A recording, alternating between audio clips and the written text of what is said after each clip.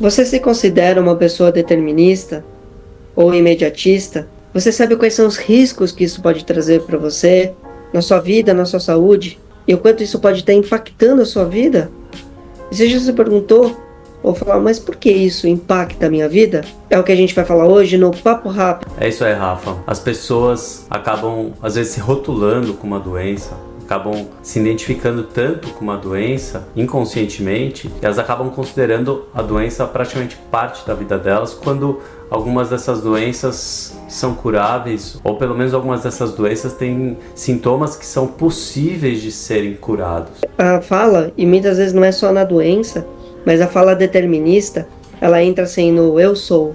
Então muitas vezes as pessoas falam que eu sou inseguro, insegura, porque eu sou tímido, tímida, e dentre outras questões. E essa fala é uma fala determinista também.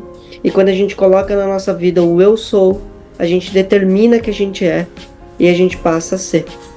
Então o determinismo, ele pode ser bem perigoso na vida, como o imediatismo, porque querer resolver algo rápido ou determinar que algo vai ser assim sempre condena a gente, como você usou a palavra, ao rótulo. Então condena a gente a ficar rotulado aquilo e a nossa vida vai passar a viver, vai passar a acontecer em torno daquilo que a gente rotulou.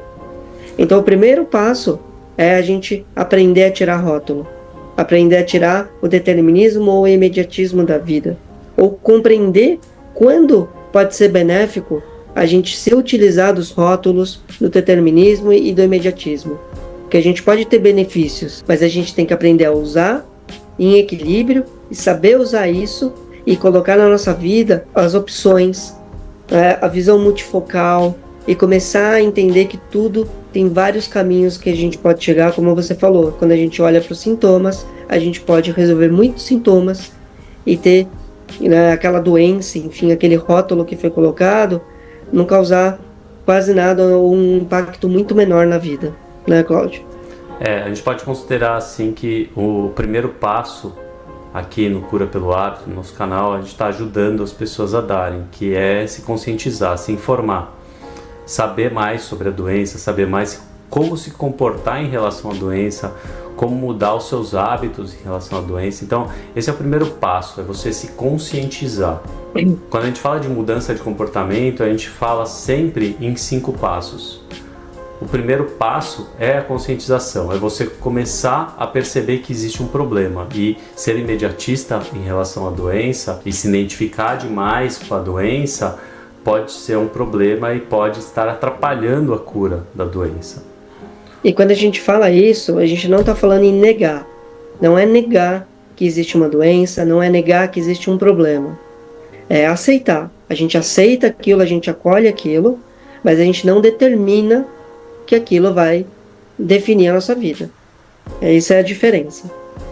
Um segundo passo, aí já entra nessa questão da aceitação que você falou. Você aceitar que você tem um problema, então você se informou, você aceita que você tem um problema e aí você entra num terceiro passo. Quando você aceitou que você tem um problema, você começa a planejar, entende que tem que ter um planejamento, o que eu tenho que fazer para mudar o que está acontecendo, para mudar esses sintomas. Então você se conscientizou, você aceitou e você começou a planejar. Essa fase do planejamento é muito importante porque você já está estruturando as suas ações de mudança de comportamento, busca de um tratamento para começar a resolver o problema. O quarto passo é colocar o seu planejamento em ação, é a ação em si. E lembrando que em qualquer um desses passos, às vezes a gente pode ter recaídas, isso é do ser humano, mas nada impede da gente voltar para a fase inicial, se conscientizar,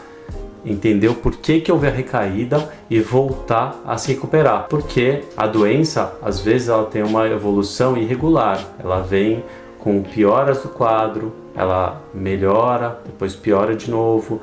O importante é que haja essa consciência e dentro desse processo de altos e baixos, você sempre esteja numa curva de melhora. E o quinto passo é quando a gente consegue colocar essa ação na nossa rotina, ela se integra na nossa rotina, ela começa a mudar a nossa fisiologia, ela está automatizada no processo da nossa vida, e isso faz com que a gente comece a quebrar os padrões que estavam gerando os sintomas, e realmente a gente consegue chegar à cura de alguns processos, ou pelo menos a amenizar alguns sintomas. Então esses são os 5 passos. Isso é ciência, gente, é ciência. A ciência mostra que dentro desses 5 passos a gente é capaz de mudar nossos comportamentos e resolver uma série de questões da nossa vida, principalmente de doenças e sintomas que estão relacionados aos nossos comportamentos. E a gente aborda muito isso nos 2 livros do Cura pelo Hábito. Então, o Cura pelo Hábito, uma reflexão da vida, ele traz bastante conscientização, porque a gente mostra no livro, com informações, como a nossa biologia funciona, como o nosso organismo funciona, e o quanto tem de impacto das nossas memórias influenciando o nosso processo físico.